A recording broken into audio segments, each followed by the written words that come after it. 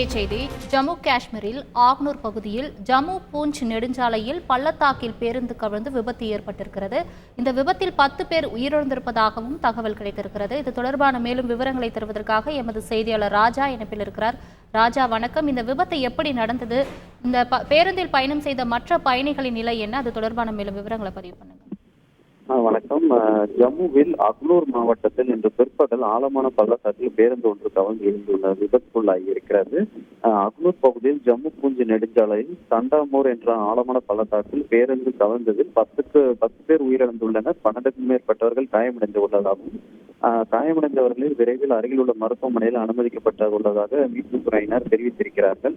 காயமடைந்தவர்கள் அக்னூர் மருத்துவமனையில் சிகிச்சை பெற்று வருகிறார்கள். உத்தரப்பிரதேச மாநிலம் ஹர்தாஸிலிருந்து இந்த பயணிகளை ஏற்றி சென்ற இந்த பேருந்து இன்று பிற்பகல் விபத்துக்குள்ளாகி இருக்கிறது. உருண்டு ஓடி இந்த பேருந்து இந்த பள்ளத்தாக்கில் விழுந்து விபத்து ஆகியுள்ளதாக அந்த பக்கத்தினர் பார்த்ததாக தகவல் கூறியிருக்கிறார்கள். மேலும் அந்த பகுதி மக்கள் உடனடியாக மீட்பு குழுவினர் வருவதற்கு முன்பு சம்பவத்திற்கு விரைந்து அந்த பாதிக்கப்பட்ட மக்களை மீட்கும் முயற்சியில் ஈடுபட்டதாகவும் கூறப்பட்டிருக்கிறது. விரிவான தகவல்களுக்கு நன்றி ராஜா. செய்திகளை உடனுக்குடன் தெரிந்து கொள்ள உடனே சப்ஸ்கிரைப் பண்ணுங்க.